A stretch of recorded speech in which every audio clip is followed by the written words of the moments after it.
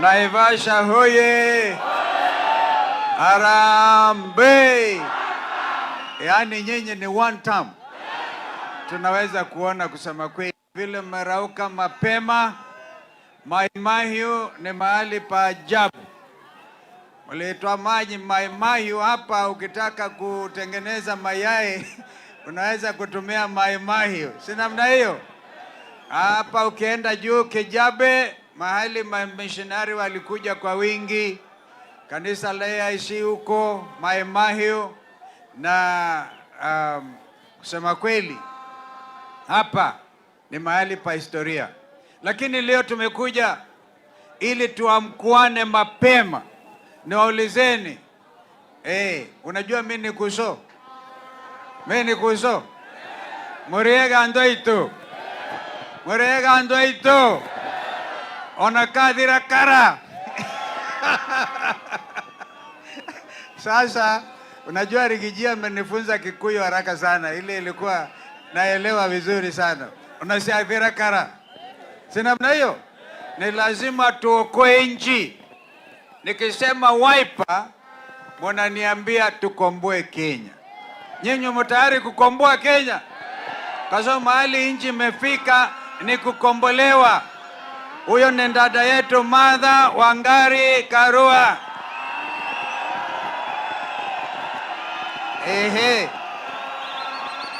Tuna timu ama hatuna timu?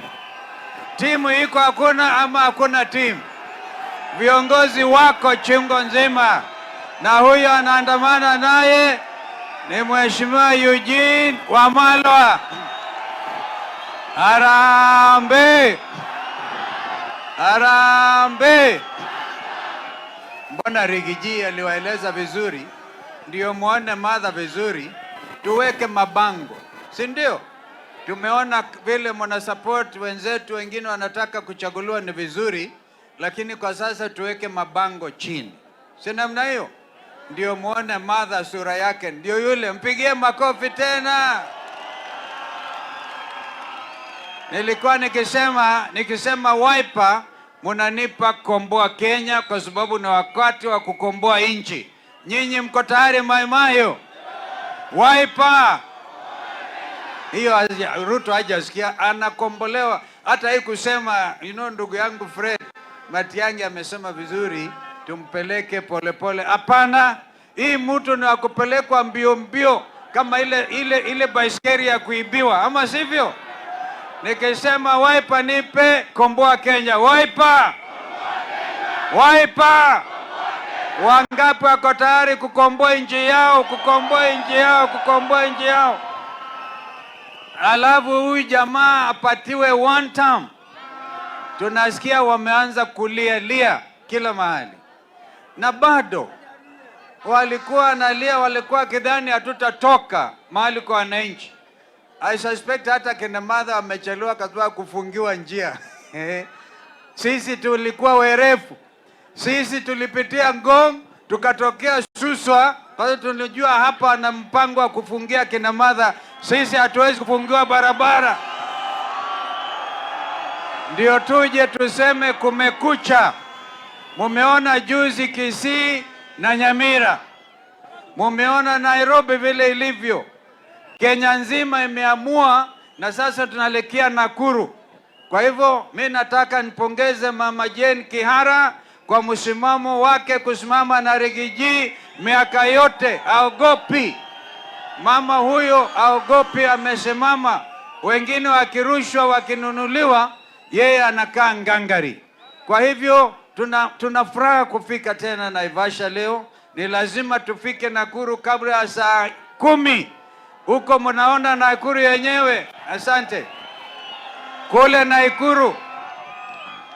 Nakuru mumeona Ruto na watu wake, makateli wenzake wamenyakua ardhi karibu hata State House ya Nakuru inanyakuliwa na hoteli hapa.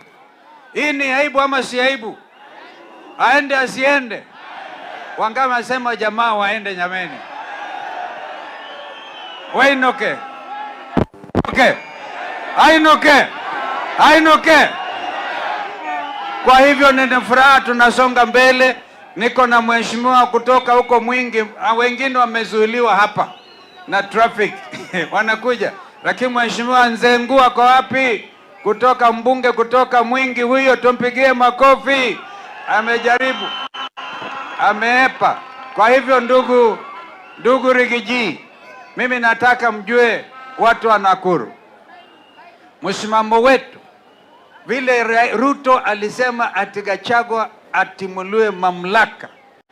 Timu ya Wiper kwa bunge na Senate walisema ikiwa nataka Ruto, wewe uko na makosa mengi, Rigiji ana makosa. Ukitaka kumtoa Rigiji, wewe mwenyewe pia uondoke.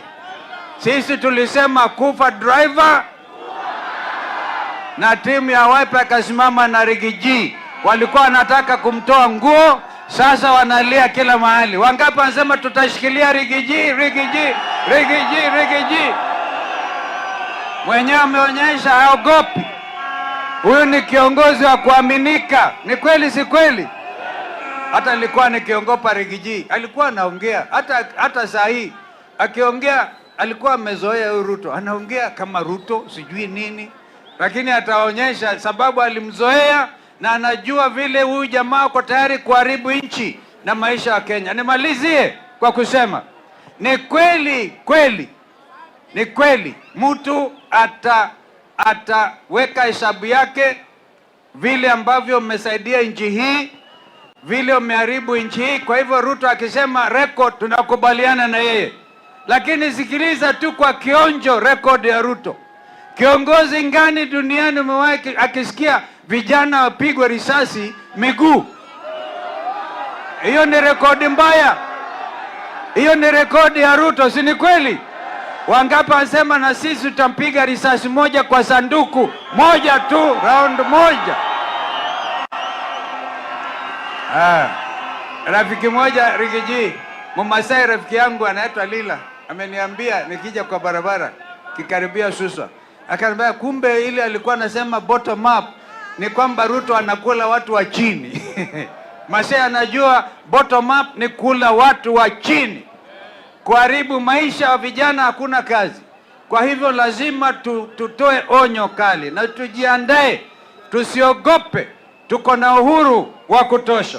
Sasa hivi vile ndugu yangu Fred Matiang'i ameongea, mambo ndio haya.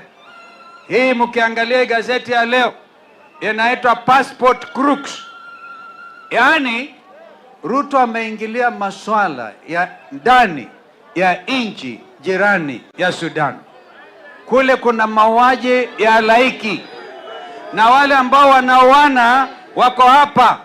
Mtu mmoja anaitwa Meti na ndugu yake, wao tayari na ni watu wa nchi ya Sudan, wamepatiwa passport ya Kenya. Ni aibu si aibu? Yaani watu wanao watuona kija wanapatiwa passport ya Kenya. Ni aibu si aibu? Na yule ambaye ni mfadhili wao kutoka nchi ya Zimbabwe ako hapa, anaitwa Chivayo, mtu mnono sana. Huyu ndiye mfadhili wa mambo haya yote. Yaani wamefanya nchi ya Kenya kuwa banana republic. Wangapi wanasema tumekataa? Sema nitwarega. Nitwarega. Wangapi wanasema tumekataa na nchi yetu? Alafu my sister mother, I hope you'll have realized they have even deported human rights activists. Hata ndugu JB mwenyewe ameingia. Ndio yule JB Muturi. Team tuko nayo ya ajabu. I wanted to say, ndio mpatie microphone Rigiji, a very famous human rights advocate ambaye ana sifa duniani kote, ambaye anajulikana wakili kutoka Zimbabwe, yule ambaye working openly na mashirika ambayo yanagharamia haki za binadamu, anachukuliwa airport, anapelekwa ng'ambo, anarudishwa Zimbabwe, na Ruto analeta yule mfadhili mkubwa wa kumaliza watu wa Kenya kuwapatia passport. Kwa hivyo mambo haya tutafichua na tutarudi nyuma. Asanteni sana watu wa Mahiu. Mungu abariki. Ngaya muadhime monobia muadhime. Thank you. Asante, makofi kwa Dr. Stephen Kalonzo Musyoka. Wacha tumkaribishe my sister, mama wetu, Gathaito ya Rorere.